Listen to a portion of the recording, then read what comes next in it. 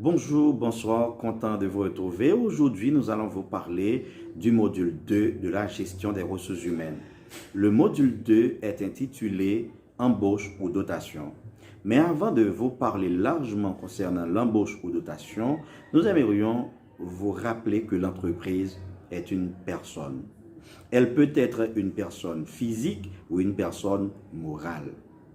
En tant que personne, l'entreprise a des objectifs parce que l'homme, les individus, les personnes ne vivent pas sans culture, sans idéal, sans prestige, sans morale, sans objectif, sans but. Eh bien, l'entreprise aussi, elle a des objectifs à atteindre. Par définition, l'objectif, c'est quoi? L'objectif, c'est la fin que l'on propose d'atteindre. Maintenant, si l'entreprise souhaite atteindre une bonne fin, elle doit aussi recruter les bonnes personnes. Et quand je parle de bonnes personnes, je parle de qui? Je parle des personnes qui ont de la capacité, de la connaissance pour gérer une entreprise. Je parle des personnes qui savent gérer, qui savent planifier, qui savent fixer les objectifs.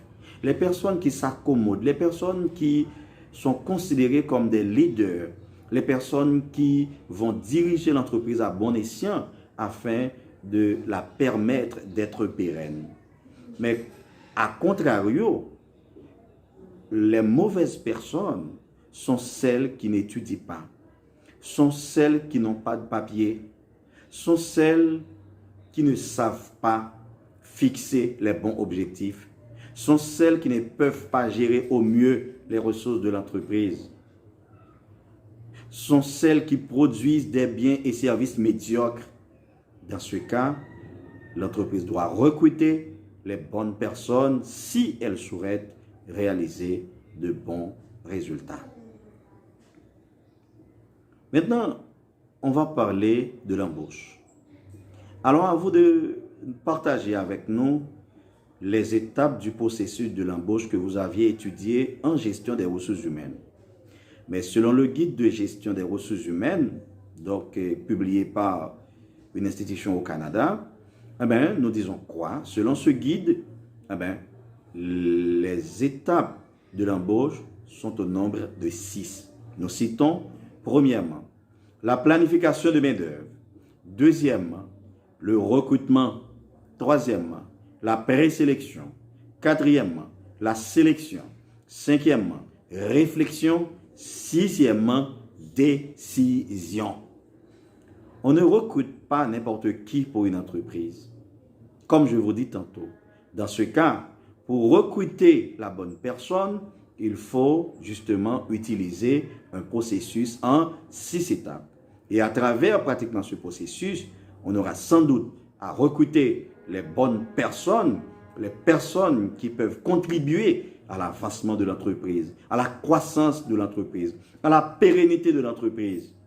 Mais si l'entreprise refuse de recruter les bonnes personnes, l'entreprise n'aura que des résultats médiocres, que des produits et services médiocres, parce que les employés sont médiocres. Maintenant, parlons de la première étape de l'embauche. C'est pratiquement la planification en main-d'œuvre. Alors, la planification en main-d'œuvre pour l'entreprise, c'est quoi? Consiste à prévoir des besoins en main-d'œuvre et également la disponibilité en main-d'œuvre. Imaginez que vous avez besoin de recruter 10 employés, mais ces employés doivent avoir tous un niveau doctorat. Et lorsque vous lancez l'offre d'emploi, vous trouvez pratiquement que 50 employés et tous ces employés n'ont qu'une attestation de fin d'études. Là, pratiquement, vous avez justement un écart. Il faut justement gérer cet écart. Et il y a plusieurs cas possibles, mais à travers cette vidéo, nous n'avons pas suffisamment de temps justement de tout expliquer. Alors, on peut comprendre cette situation. Oui, lorsque vous parlez pratiquement de la planification en main-d'œuvre, il faut tenir compte du nombre de personnes qu'il faut que vous souhaitez recruter et également de la disponibilité de ces employés sur le marché auquel l'entreprise évolue. Deuxième étape, c'est le recrutement. Cette étape, je sais que tout le monde aime cette étape. Tout le monde l'aime. C'est très bon quand on parle de recrutement. Bon, on va recruter parce que dans un pays, il y a du chômage. Le mot recrutement, ça fait du bien. Recrutement, alors, il y a pratiquement plusieurs catégories de recrutement, à savoir recrutement interne et recrutement externe. Alors, recrutement interne, on recrute que ceux qui travaillent déjà dans l'entreprise, alors que le recrutement externe, on recrute pratiquement des personnes qui ne travaillent pas dans l'entreprise et nous sommes à la recherche de ces personnes pour pouvoir travailler dans notre entreprise. Parlons maintenant de la présélection. Alors, la présélection, c'est quoi? Maintenant, vous lancez pratiquement une offre d'emploi, mais les employés vous apportent des CV, des dossiers mal ou bien préparés. Vous recevez sans doute des dossiers. Ah oui, maintenant, imaginez que vous recevez des dossiers. Maintenant, il y a des dossiers qui ne respectent pas les principes émanés à travers l'offre d'emploi.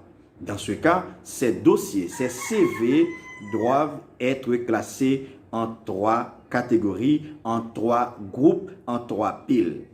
Justement, au niveau du premier groupe, soit le groupe A, pratiquement, on aura pratiquement les CV qui respectent les principes émanés dans l'offre d'emploi. Dans le groupe B, justement, on aura les personnes qui respectent en partie les principes ou bien les principes émanés dans l'offre d'emploi.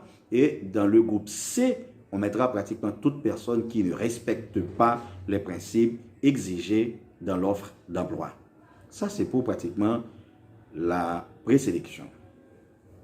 Maintenant, le recruteur doit s'intéresser pratiquement justement au groupe A où l'on rencontre les personnes qui respectent ce qu'on a demandé à travers justement l'offre d'emploi ou bien dans l'offre d'emploi.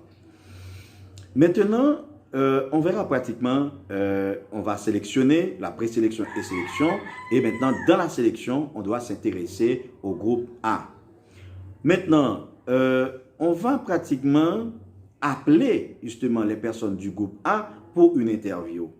Et maintenant, à travers l'interview, vous devez pratiquement poser des questions intéressantes et non, quel est votre âge? Quel est votre sexe? Est-ce que vous êtes marié? Est-ce que vous êtes recherché par la police? Quelle est votre origine? Quelle est votre race? Non, non, non, non. On ne pose pas ces genres de questions dans une entrevue de sélection.